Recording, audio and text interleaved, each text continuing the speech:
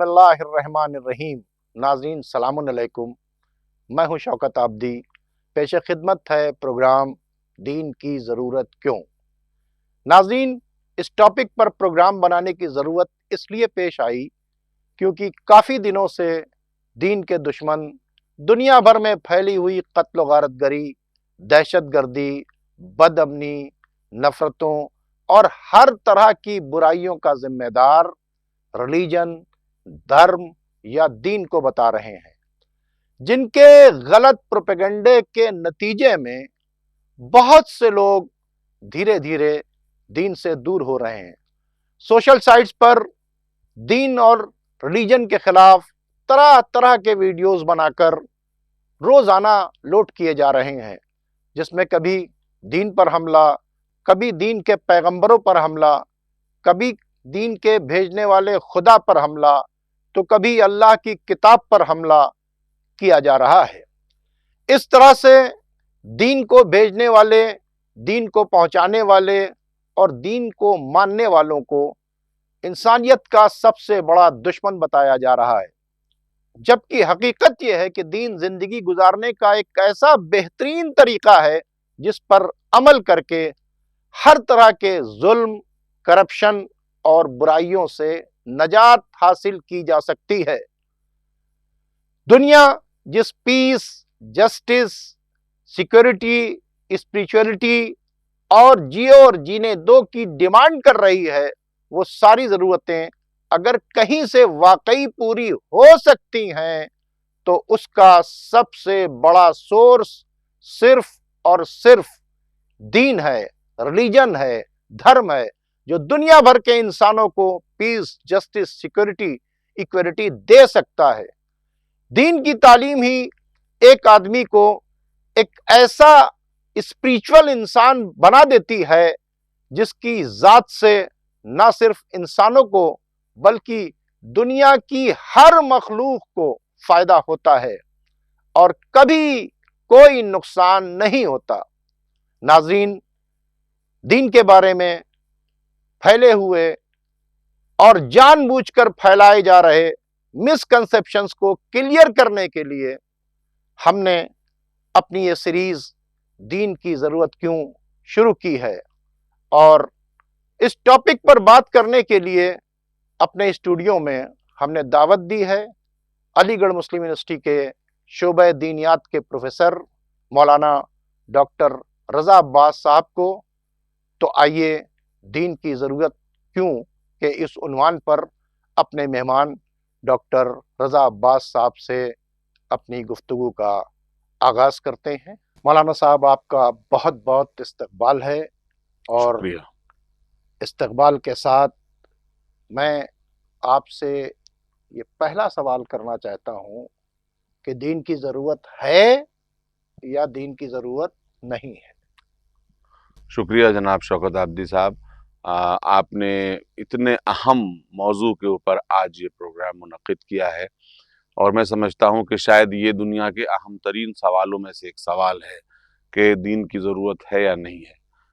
मैं फिर से उन बातों को दोहरा दूँ जो अभी आप कह रहे थे कि ये सारे इल्ज़ामात लगाए जाते हैं कि ये हमारी आज़ादी को ख़त्म करता है, खूरेज़ी करता है, समाज में बंटवारा करता है, लोगों को एक दूसरे से लड़ाता है। तो इसकी ज़रूरत समाज में है भी या नहीं है? अगर इसकी ज़रूरत है तो फिर ये इल्ज़ामात क्यों? तो ये जो आपका सवाल है ये इंतहाई अहम है और वक्त की ज़रूरत है कि इसके ऊपर गुफ्तगू की जाए और एक ऐसा डिस्कशन किया जाए कि जो डिस्कशन बायस्ड ना हो, बल्कि थ्रेड बेयर ऑब्जेक्टिविटी के साथ के मज़हब की ज़रूरत इंसान को और इंसानी माशरे को है या नहीं है।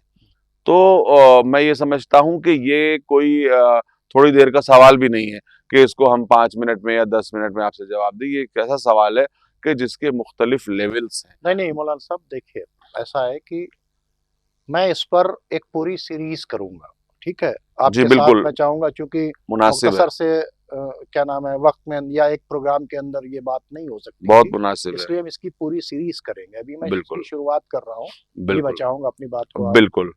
तो आगे मैं तो इस सवाल का जो जवाब है, उसके ताल्लुक से मैं ये कहूँगा कि इसके मुख्तलिफ जवाबात हैं।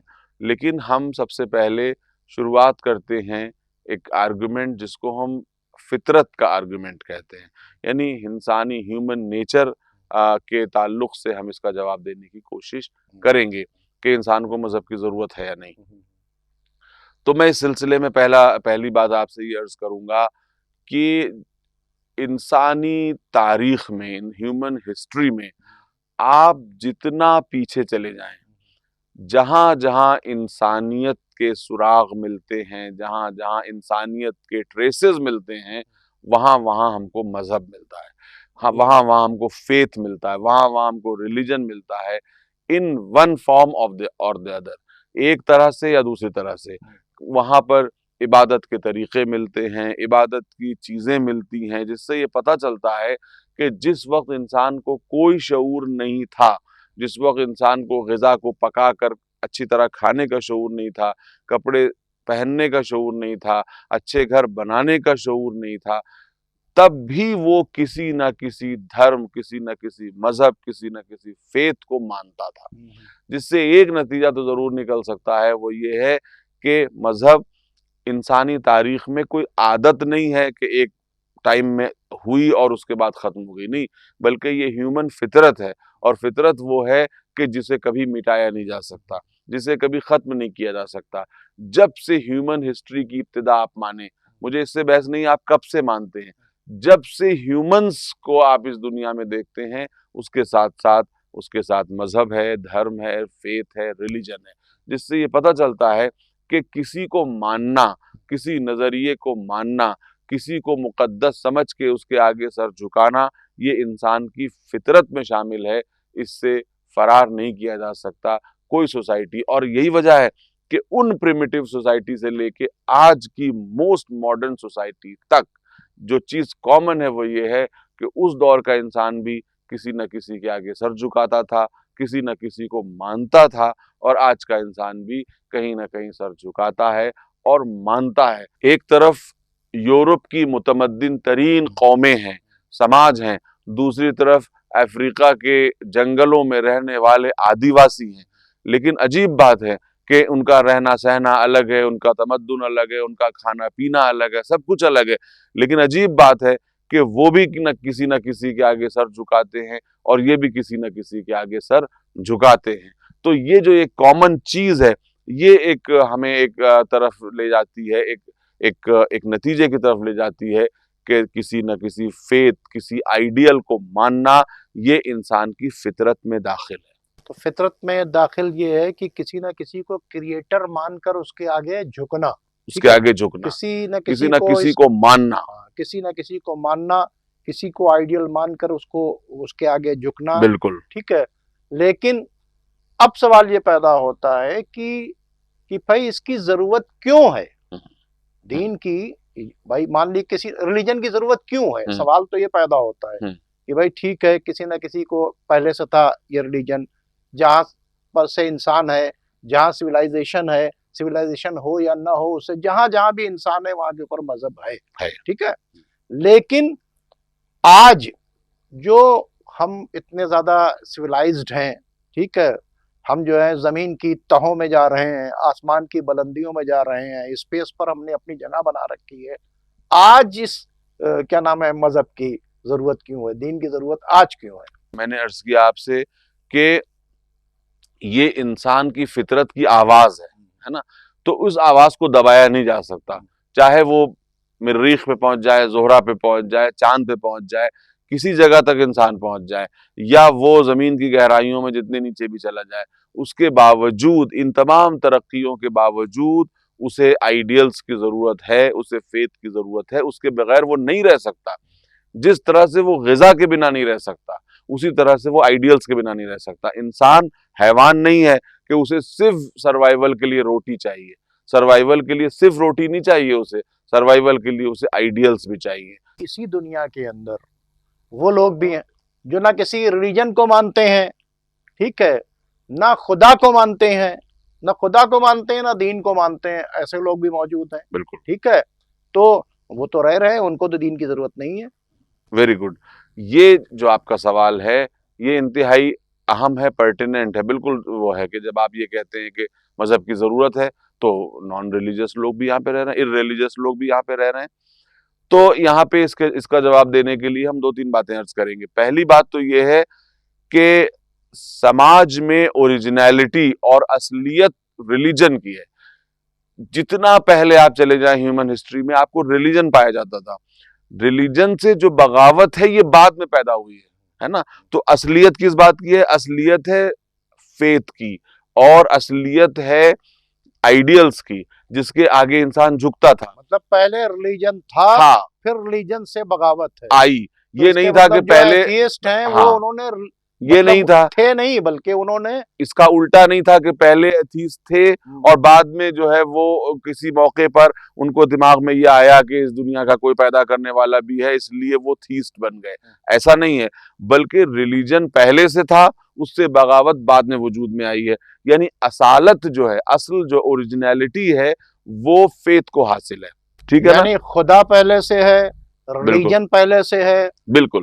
ریلیجن کی مخالفت کرنے والے ایتھیسٹ جو ہیں وہ بعد میں ہیں. یہ آپ مجھے بتائیے, میسوپوٹامیا کی سویلائزیشن ہو, مصر کی سویلائزیشن ہو, انڈس ویلی سویلائزیشن ہو, جتنی قدیم سویلائزیشنوں کا اب تک پتہ چلا ہے, کیا ان انسانی تمدن میں جب ان کھدائی کی گئی, ایکسکیویشن کیے گئے, ان کے حالات معلوم کیے گئے جو جس حد تک معلوم ہو سکے ہیں, تو کیا وہاں پر آبجیکٹس آف ورشپ ملی کہ نہیں ملی, عبادت کے طریقے ملے یا نہیں ملے؟ یعنی وہ کسی نہ کسی کے سامنے جھکتے تھے. اس کے معنی یہ ہے کہ یہی انسان کی فطرت ہے اور یہ اس کی ضرورت ہے, جس کے بنا وہ نہیں رہ سکتا ہے نا. دوسری بات کہ میں نے آپ سے کیا کہا, ارریلیجس لوگ رہتے ہیں, نان ریلیجس لوگ رہتے ہیں جو کہتے ہیں کہ میرا کسی مذہب سے تعلق نہیں ہے. اس کے معنی یہ ہے کہ ان کا کسی رجسٹرڈ مذہب سے تعلق نہیں ہے, لیکن پہلی بات کیا ہے کہ وہ بھی کسی نہ کسی آئیڈیل کو مانتے ہیں, وہ بھی کسی نہ کسی کو سیکریٹ سمجھتے ہیں. آپ دیکھیے بہت سے ایسے لوگ ہیں جو ریلیجن کو نہیں مانتے, لیکن جو ہے وہ آرٹ اینڈ کلچر کو بہت زیادہ اہمیت دیتے ہیں, اور اس کو اسی لیول تک لے جاتے ہیں جس لیول تک ایک ریلیجس آدمی ریلیجن کو لے جاتا ہے. تو کسی نہ کسی کے آگے ہیومن سوسائٹی اور انسانی نیڈ اور ہیومن فطرت جو ہے وہ ویکیوم برداشت نہیں کرتی. جب وہاں پر کوئی اچھی صحیح چیز نہیں آئے گی تو وہاں پہ غلط چیز آ کے بیٹھ جائے گی. ہیومن لائف اور انسانی فطرت ویکیوم برداشت نہیں کرتی. اگر آپ اصل چیز کو وہاں سے ہٹا دیں گے تو دوسری غلط چیز وہاں پہ آ کے بیٹھ جائے گی. تو ویکیوم کو, جیسے مثلا یہ دنیا ہے, اس میں جو ہے وہ آپ کسی جگہ کو آپ ویکیوم پیدا نہیں کر سکتے. اگر آپ ویکیوم پیدا کریں گے اور جیسے ہی اس ویکیوم کو کھولیں گے فوراً ادھر ادھر سے ہوا آ کے دوسری چیز وہاں پہ آ جائے گی. اگر کہیں پہ کوئی نشیب جگہ ہے تو پانی اپنے آپ راستہ بنا لے گا. تو جس نے دین سے بغاوت کی, ہمیں اس سے انکار نہیں ہے, دین سے بغاوتیں ہوئی ہیں, جس نے دین سے بغاوت کی تو اس نے خود جب بغاوت کی اس کے ہاں ویکیوم پیدا ہوا, اس ویکیوم کو اس نے کسی نہ کسی آئیڈیل, کسی نہ کسی ذریعے سے اس ویکیوم کو بھرنے کی کوشش کی. اس میں بہت سے ویسٹ میں, ہم جانتے ہیں کہ ویسٹ میں بہت سے مذہب کا انکار کیا گیا, کرسچینٹی کا انکار کیا گیا, عیسائیت کا انکار کیا گیا. اس کی وجہ یہ تھی کہ چرچ کے کرائم بہت بڑھ گئے تھے اس دور میں, اس لیے جو ہے وہ مذہب کا انکار کیا گیا. لیکن آپ دیکھیے کہ اسی دور میں ویسٹ میں ازمس بڑھ گئے, کیپٹلزم آ گیا, لبرلزم آ گیا, سوشلزم آ گیا, کمیونزم آ گیا.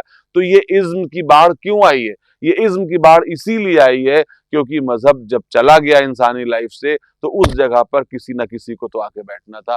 تو اب مذہب ہٹ گیا تو کوئی نہ کوئی ازم آ گیا. تو یہ ازم کا آ جانا اور انسان کا اسے اپنا لینا اور اس کے آگے جھک جانا اس بات کو دکھاتا ہے کہ یہ ایک جذبہ ہے, انسانی فطرت ہے کہ جس کے بغیر اسے تسکین نہیں ملتی, اسے چین نہیں ملتا, اسے سکون نہیں ملتا, اور اسے آئیڈیل, ایک سیٹ آف آئیڈیلز چاہیے جن کے آگے وہ سر جھکائے. کوئی نہ کوئی آبجیکٹ آف ورشپ چاہیے جس کے آگے وہ جھک جائے. کوئی نہ کوئی ایسی مقدس شے چاہیے, جس مقدس پرنسپل, جس مقدس آئیڈیل, جس مقدس ہستی کے آگے وہ اپنا خراج عقیدت پیش کر سکے.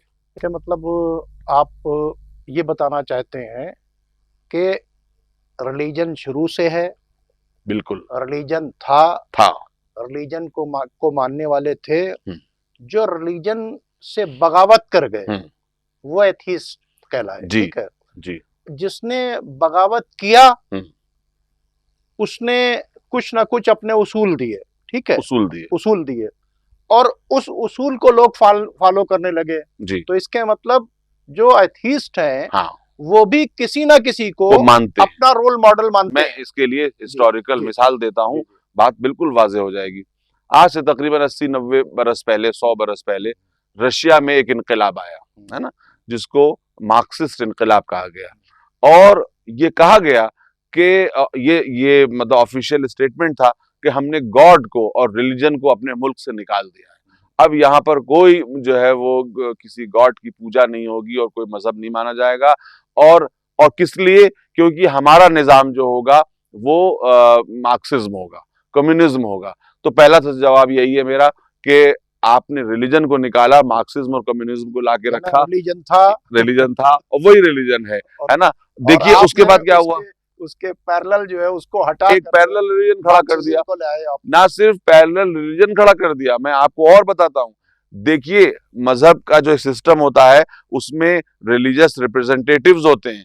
انہوں نے جب مارکسزم یا کمیونزم لائے تو اس میں جو ہے وہ کارل مارکس کی وہی حیثیت ہو گئی جو پیغمبروں کی حیثیت ہوتی تھی, اور ڈاس کیپٹل کی وہی جگہ ہو گئی جو مذہبی اسکرپچرز کی جگہ ہوا کرتی تھی.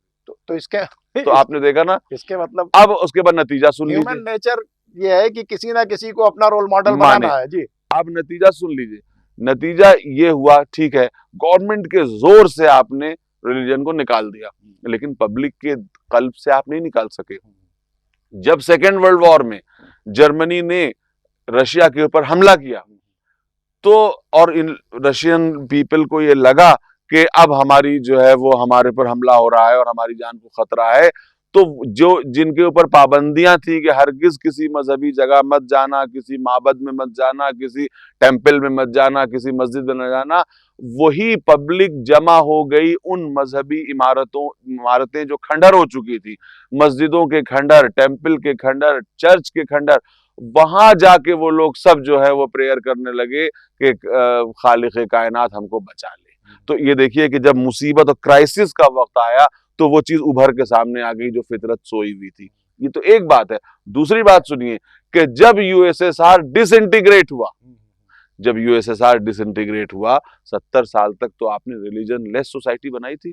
تو نتیجہ یہ ہونا چاہیے تھا کہ بھئی ایسے مذاہب ایسے ملک نکلتے, لیکن جب ڈس انٹیگریٹ ہوا تو آپ نے دیکھا کہ جتنے ملک ٹوٹ کے نکلے وہ سب مذہبی ملک ٹوٹ کے نکلے.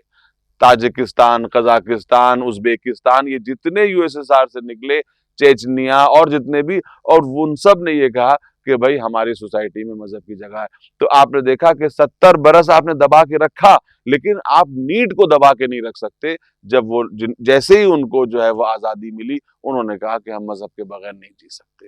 اور آج جس یو ایس ایس آر میں کہا گیا تھا کہ مذہب جو ہے وہ ختم ہو چکا ہے اور ہم نے خدا کو اپنی قلم رو سے, اپنی باؤنڈری سے نکال دیا ہے, وہاں پر آج جو ہے وہ ایسی کوئی پابندی نہیں رہ گئی. اور آپ نے دیکھا کہ وہ آئیڈیالوجی جو مذہب کو ریپلیس کرنے کے لیے آئی تھی 80-100 سال کے اندر, وہ خود ریپلیس ہو گئی اور وہاں پر دوسری آئیڈیالوجی نے جگہ بنا لی.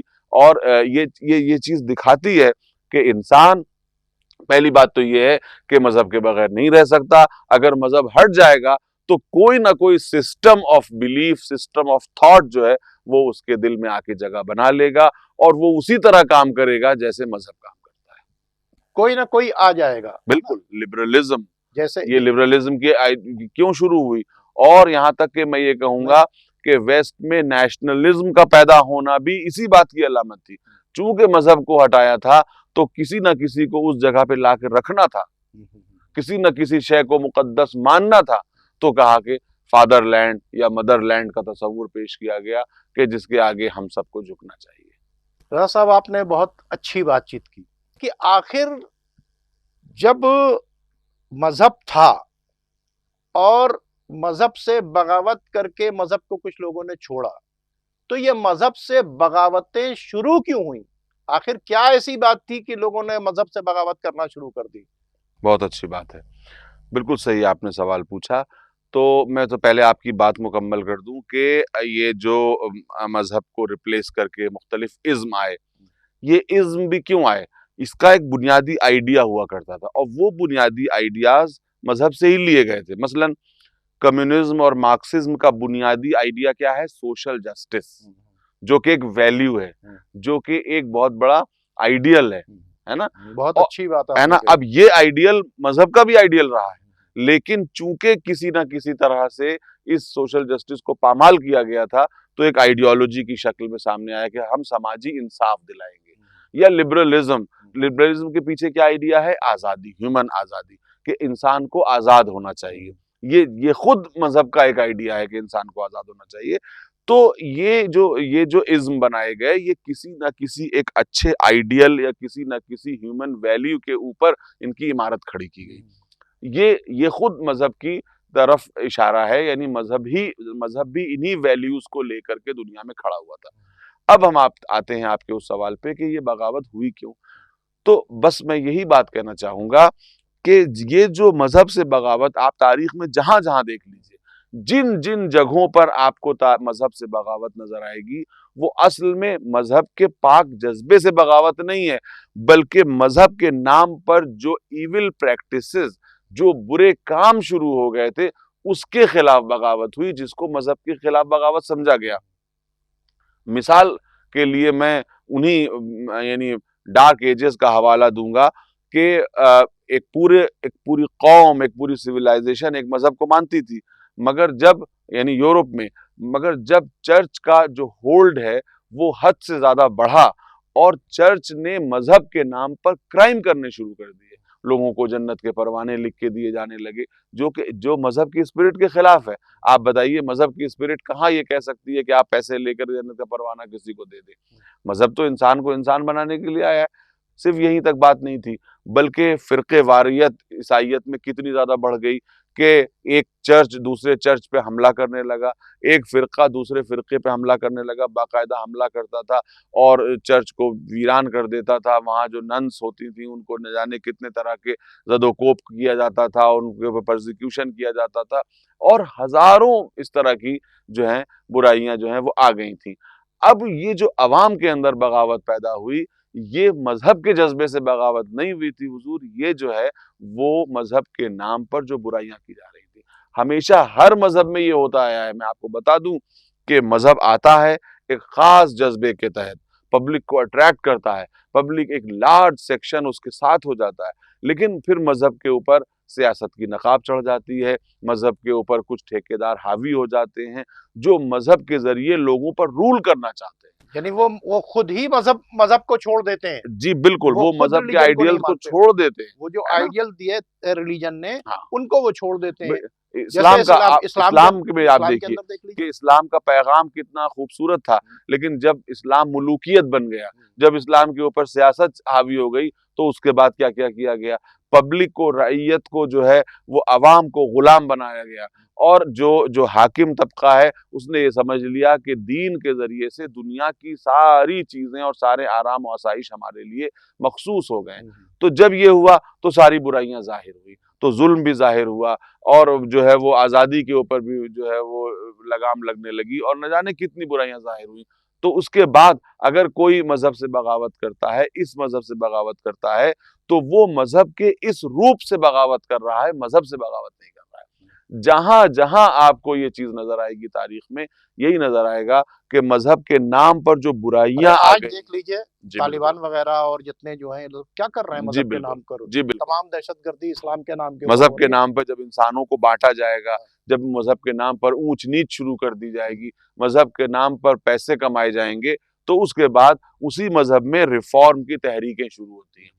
یا تو ریفارم کی تحریکیں شروع ہوتی ہیں، کچھ لوگ بدزن ہو کے دین چھوڑ دیتے ہیں، لیکن یاد رکھیے کہ وہ ان کے اندر وہ ویلیو سسٹم کو اپنانے کی جو نیڈ ہے وہ موجود رہتی ہے، لیکن وہ ان ایول پریکٹسز کی وجہ سے یہ سمجھتے ہیں کہ اگر مذہب انہی برائیوں کا نام ہے تو ہم مذہب سے دور ہوئے جا رہے ہیں. مذہب کی ضرورت ان کو ہے، لیکن چونکہ مذہب کے نام پر برائیاں ہو رہی ہیں تو وہ ان برائیوں سے بغاوت کرتے ہیں. آپ کا تعلق علی گڑھ مسلم یونیورسٹی سے ہے، آپ دین ہی پڑھاتے ہیں. بالکل ہے نا؟ بالکل. آپ شعبہ دینیات سے آپ کا تعلق ہے. بالکل تعلق ہے. آپ وہاں پہ پروفیسر ہیں، آپ وہاں پر دینیات پڑھاتے ہیں. اب میں اور ریلیجن بہت سے ہیں، दीन, बहुत से अपने अपने रिलीजन हैं दुनिया के अंदर। बिल्कुल। मैं चाहूँगा कि रिलीजन का कि वो पिक्चर, क्योंकि आप भी दीन पढ़ाते हैं, बिल्कुल। वो पिक्चर जिससे पीस, जिससे जस्टिस, जिससे इक्वलिटी, जिससे जियो और जीनो दो का मैसेज जाता है, वो उसूल जो हैं मजहब के, उनको जो है आवाम के सामने पेश करें। क्योंकि इस तरह की बातें मजहबी जब आवाम के सामने आएंगी तो आवाम चाहती क्या है? जियो और जीने दो।